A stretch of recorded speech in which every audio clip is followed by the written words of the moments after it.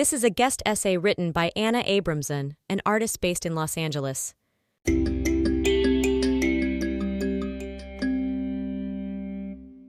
The anti-Israel movement is trying to silence Jewish artists. Musician Matiz Yah, who had to cancel 2 concerts because the staff of the venue where he was due to perform boycotted him.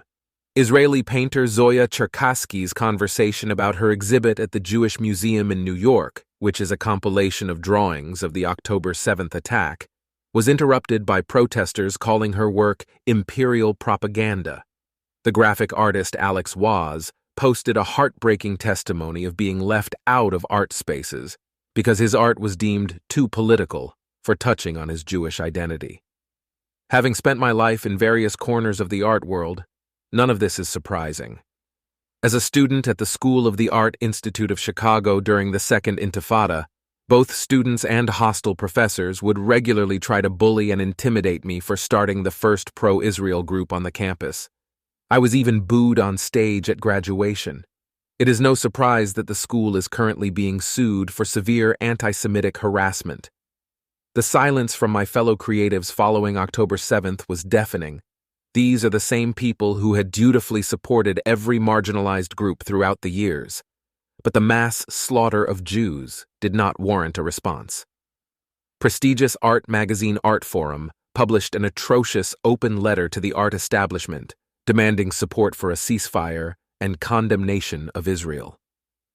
Online artists, big and small, obediently began peppering their social media feeds with hostile anti-Israel content, like salt in an open wound.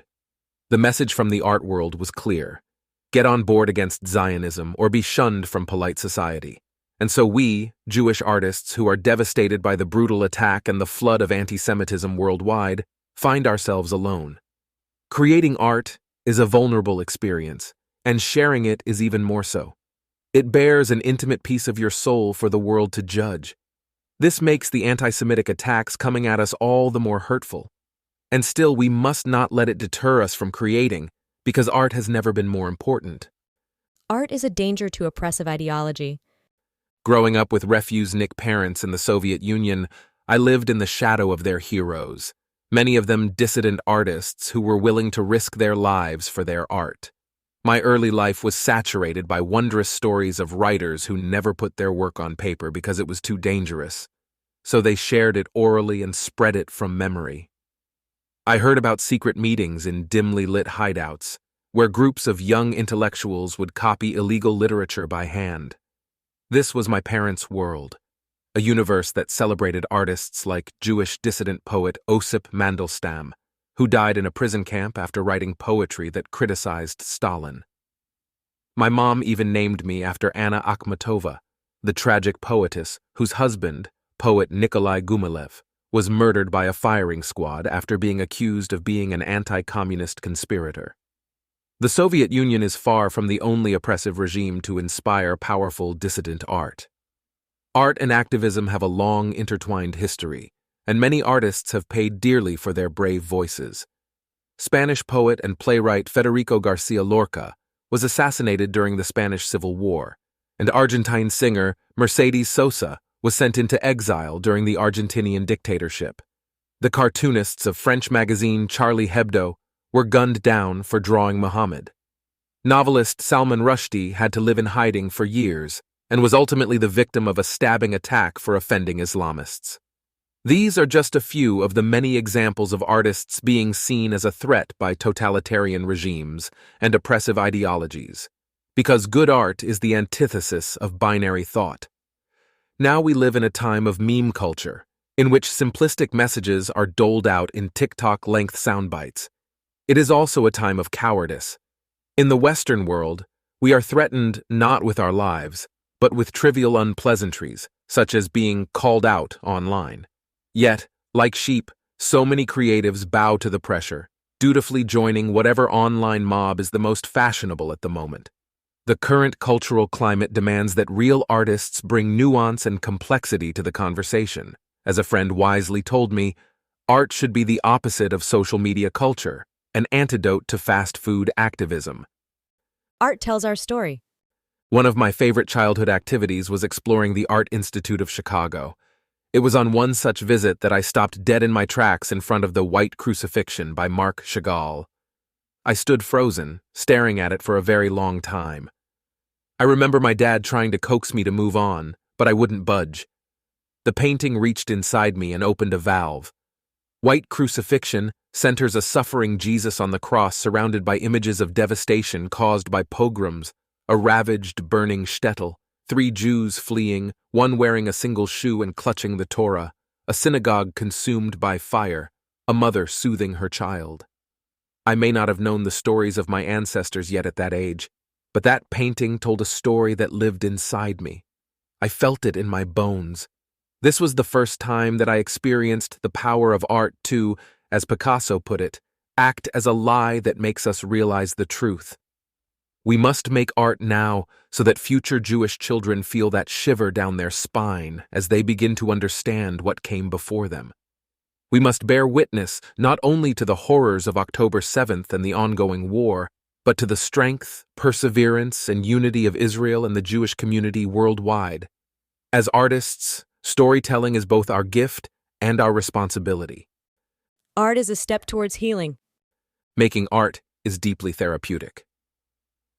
When I was in my 20s, I began writing a graphic novel. I did not have a plan when I picked up my sketchbook. I simply started drawing.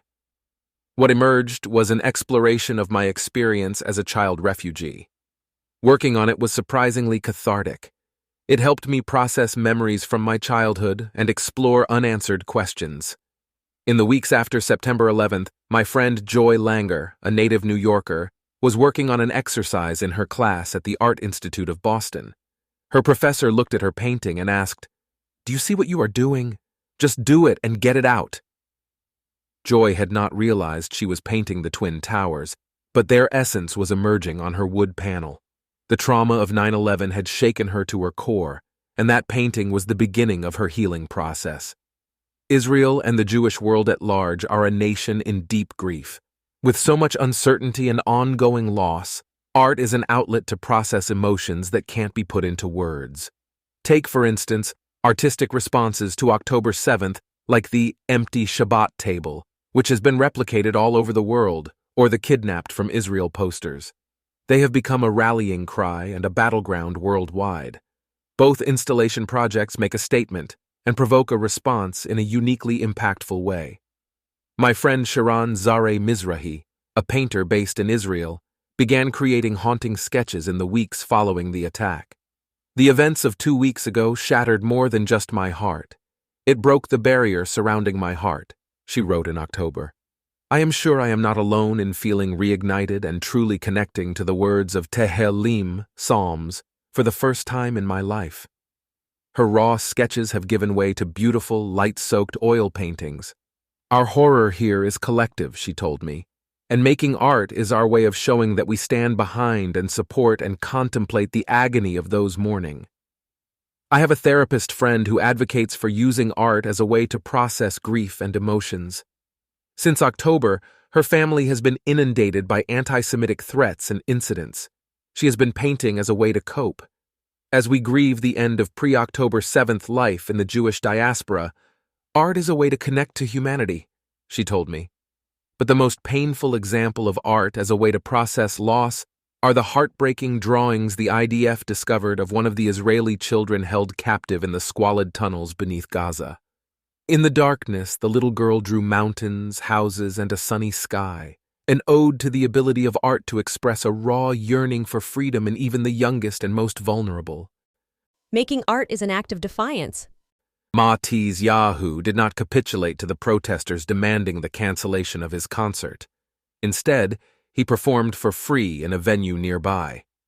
I am standing up in defense of the Jewish people, as I wish many had done prior to World War II and the extermination of millions before it was too late, he said in a statement. Zoya Cherkassky did not let the interruption to her presentation faze her. Her response to the protesters was short and sweet. F you. Similarly, Alex Waz did not allow the hate to silence him. Instead, he has been cranking out powerful Zionist pieces on his gorgeous and content-rich Instagram feed. Jewish artists will not cow to intimidation or bullying. We are the descendants of survivors of genocide, pogroms, and exiles. It is our duty and our privilege to make our voices heard. As for me, it took a long time to begin to translate my reaction to October 7th into art. After many failed attempts, I finally took a deep breath and dove headfirst into the emotional tsunami. I forced my brush onto the page, not knowing what would come. And before long, there they were, the ones calling out from the darkness and the ones who have overcome. I painted the pain, the grief, and more than anything else, the hope. Because that is the Jewish way. We will overcome, and we will dance again. And in the meantime, we will keep on painting.